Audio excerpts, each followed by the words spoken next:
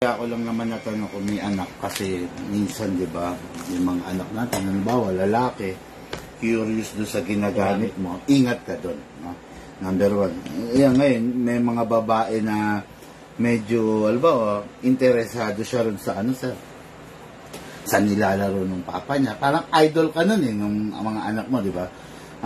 Guide mo na lang rin sila. Huwag mong ipagdamot sa kanila. Mas maganda nga, pasubukin mo sila. Para malaman nila yung basic discipline dun sa unit.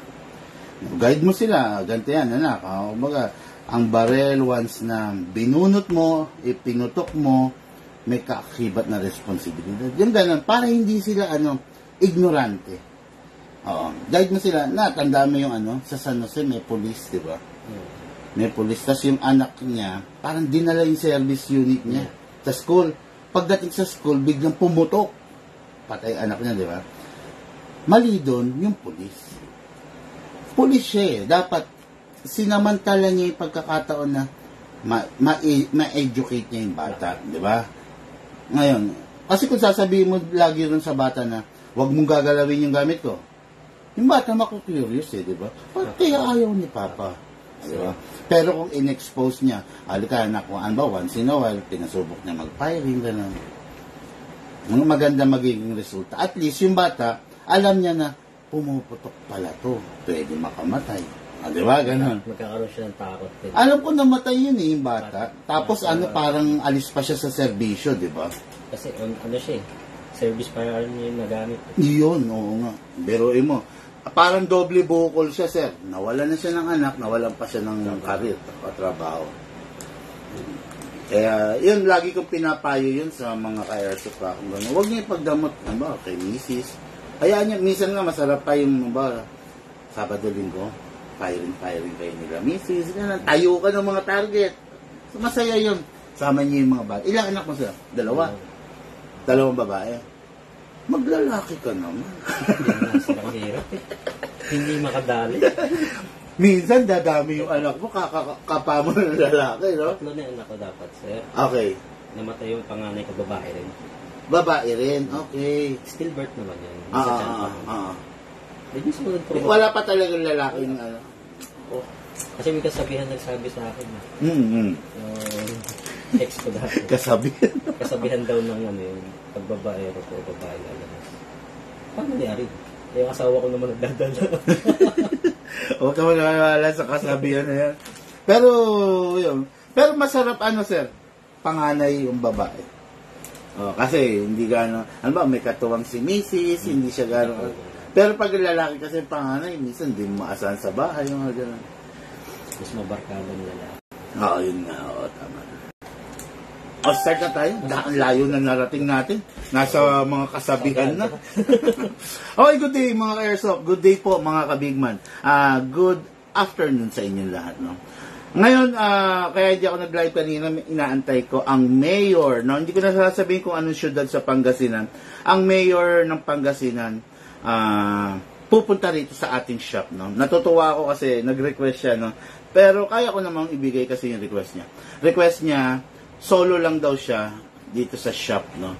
So, okay lang, 'di ba? Kaya naman natin i-grant 'yan. Kaya nga inaayos natin sa mga booking appointment yung ating mga ka-airsoft, no? Papunta rito ang mayor ng Pangasinan to buy a 7 sets of rifle. Kung saan man niya gagamitin wala na tayong pakialam doon, no? Kasi mayor naman siya. Alam naman natin na hindi magpapabaya yung tao regarding dun sa bibili ng unit. No? Mga disiplinado naman yan.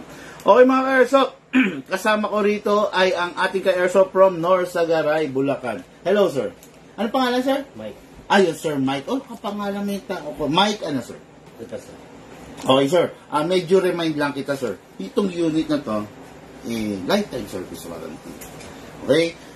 Unang pakiusap ko lang, halimbawa lang, 3 buwan, 4 na buwan, 1 taon, mula ngayon na binili mo to, nagkaroon siya ng problema, una mong gagawin, sir, tawagan ka agad kami. Lifetime to Huwag mong papabuksan kay pinsan, kay kumpare, kay bayaw, or kung sino.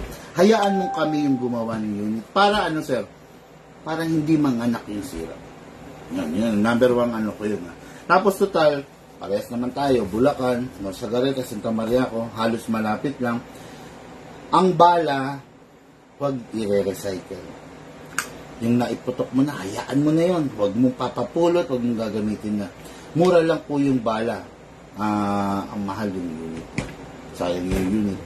Yung pinulot mong bala, yun ang pwede makasira dito sa unit mo. Kaya ingat-ingat tayo ron, no? Tapos, yun lang naman ang mga basic na na dapat mong matandaan. Tapos sir, yung last na lang pala, yung silicone oil. Yun ang pinaka-maintenance niya. Lahat ng bagay na nagkikiskisan, nagke-create ng friction ng heat pag walang lubrication. Kaya kailangan talaga meron nun. Okay mga ka-airsoft, start natin. So ito yung unit niya, premium unit. Ito sikat na sikat sa atin to. Bakit? Fully compatible to sa lahat ng klase ng gas, di ba? Alam niyo naman, pwede siya sa 12 kg, pwede siya sa 14, at saka pwede siya sa CO2. Bihirang-bihira yung unit na ganon, no, na compatible sa lahat ng gas. Mostly pan 12 lang talaga, no? Pero ito pwede sa 14 and CO2. Just in case na gusto ng ating ka-airsoft na sobrang malakasan talaga, yung tipong pang fishing na, gumamit ka na ng CO2. Sa bagay dyan sa inyo, walang dagat, walang ilog, meron. River, may mga isda. Ilog din. Okay. May mga nangingisda rin. Oo. May mga fish pan, marami. Ay, gano'n. Anong mga nahuhuli? Tilapia, dalag dito, mga common dito sa Bulacan. Okay. Pero hindi ganun na nakikita sa malalaki. Oo. O sa bagay, pag bumabagtas ako dyan minsan, May 5 kg ang isa. merong mesa sa tabi ng kalsada. Ang laki, no? Nakakatakot na makainin ganong kalaking hito. Yung tilapia ang mga plapla ko talaga, malalapa. Yan, sa hilltop. Yung marami dyan sa... Oo. Hindi na pwede pumasok doon, no? Hindi naman, kumbaga kung may ito sa inyo. Ayun, tumuloy. Okay, start na natin. Baka magloko-loko pa yung internet, Magkakalaglag na naman.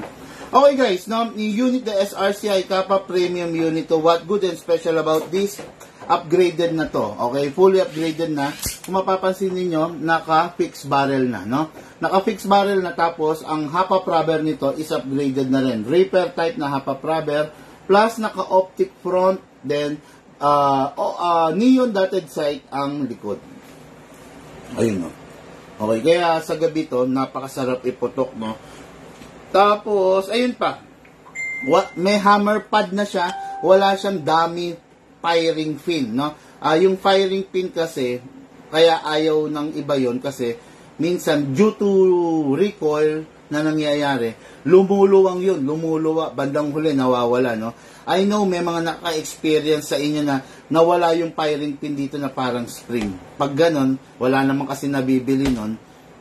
Pag hindi nyo napulot, pag tumalsik, babay na. Pero ito kasi naka-hammer pad na, so wala siyang dummy firing pin. Okay? Napakaganda ng unit, full metal mula ulo hanggang baba. Ito yung unit na masasabi natin na gamitin mo lang siya na maayos, hindi kanya iiwan sa ere. No? The unit will last forever, sabi nga, di ba? Okay, ngayon, release natin ng magazine. Start tayo. Okay? So, this is the magazine. Ang magazine po natin, palagi 27 ang maximum na bala. Pero meron lang tayong tinatawag na limit, recommended na bilang ng bala na ilalagay. 20 to 23 lang. Para yung spring, hindi ganong mapuwersa. Kasi yung spring, sir, pag nasanay siyang laging nakababa, nakasagad, kawawa naman. There will come a time na parang weak na siyang tumulak ng bala. May hinay tension. Exactly. Alam niyo sir yung tension, no? Ngayon, medyo mahirap kasi parang itong spring. Kaya, iingatan mo yon. Nasaan ang silicone oil ko? Ayun. Kung nanonood ka ng vlog, alam mo yung mga ginagamit ko, ha? Okay. Ngayon, sir, ito yung output valve. Output valve, papaluin to para mag-release siya ng air to perform the blowback. Ito, inlet valve. Dito naman papasok yung hangin. Okay, sir. Press lang natin.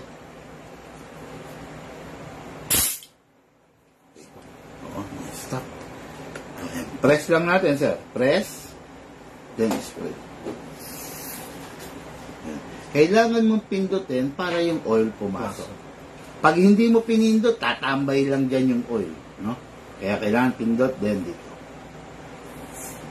Konti lang naman sir. Tapos, sa unit, kasama mo, i-lock mo to manually. Okay, then, sprayan natin. Yan, hayaan mo ganyan, mag-subside.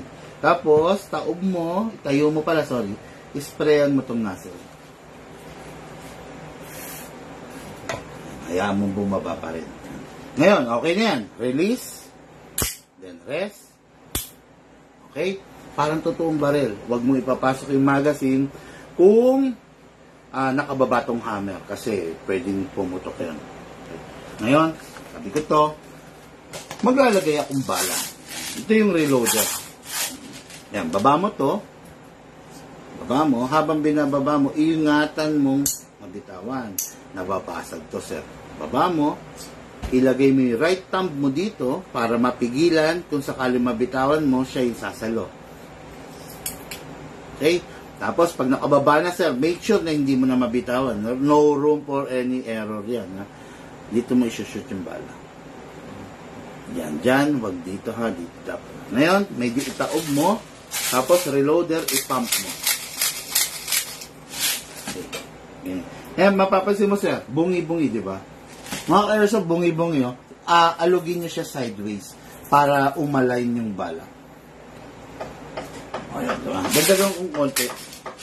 Pero hindi ko napupunuin, sir, ha? Ayan, okay, yan, ganyan ang tama. Para maayos ang paglalaro, walang misfeeding na mangyayari, walang kung ano-anong jam-jam na mangyayari. Okay? Ngayon, magpa-firing na yung boss natin. Pasok, syempre, kailangan malakas. Ayan. Yung iba ginagawa, tinutulak. Pwedeng hindi kasi mag-lock. Ayan, katulad niyan, ha? Oh, hindi nag-lock. Pero pag pinasok mo malakas, wala yan, hindi malalaglag. Tapos, kasa, ready to fire. Ngayon, mga airsoft, palagi, bilin na bilin ko to. Always finger trigger out, no? Yung unit, ibibigay ko sa ating ka-airsoft na naka-safe. Ayan. Tama ba po? Yun, naka-safe. Siya na ang baalang mag-unsafe. Kawit-kawit lang naman yan, no? Kung, ang bawa, kaliwete kanan. Kanan. O, since kanan siya, ayan, mga airsoft po. Unsafe, safe, unsafe, safe, unsafe, safe, safe. Okay? Para, alam mo naman, pag naka-safe, hindi mo siya mapipindot. Tapos, last na lang, meron tong beaver tail. Itong beaver tail na to, sa ngayon, functioning yan. Just in case in the future, gusto mong, ano ba, sasali kang competition, firing, gusto mong ipa-deactivate to, libre lang sa amin yan, dalhin mo lang. Pero sa ngayon, activated to, kailangan mape-press mo siya para mag-fire. Pag ito nabitawan mo, mag-open bolt siya. Parang senyales na hindi niya na-detect na may nakahawak sa kanya, safety protection. Okay? Ngayon sir, mag-firing ka na, naka-safe yan, bahala ka na. Rock and roll. Ayan, sir, yung target. Ma'am Sally, alis ka muna dyan, ha? Baka gusto mong atras pang konti, sir. Ay, tamaan. Okay? Okay, firing.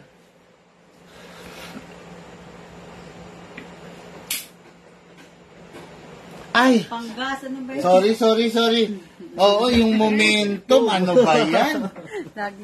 Yung gas. Ayan, mga ka-airsoft, no? Tulad na sabi ko, nabitin tuloy si sir, no? Okay na yung forma ni Tanggol, eh.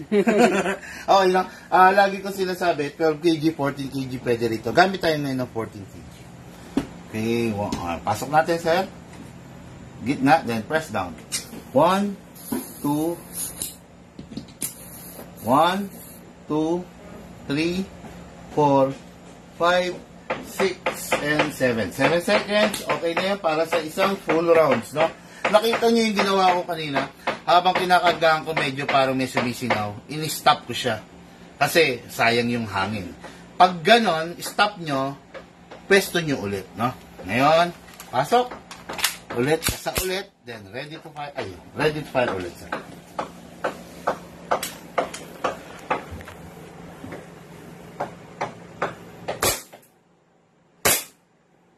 Sarap, lakas.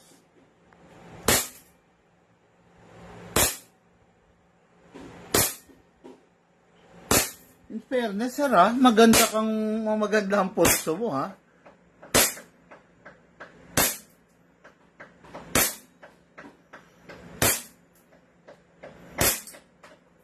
Lakas na.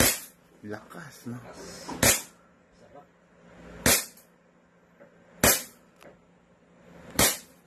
Yun, open bolt yan. Kaya nag-open bolt kasi wala nang bala. Okay, next thing to do. Sige, sir, ikaw. Release the magazine, then release the slide. Ito. Then rest the hammer by pressing trigger. Yun. Okay. Okay. Okay ba? Okay. Masarap yung recoil. Sarap, no? Relax sa'yo. Accurate yung ano? Oo. Kasi ako gusto patamahin. Pero ano, first time mo? First time.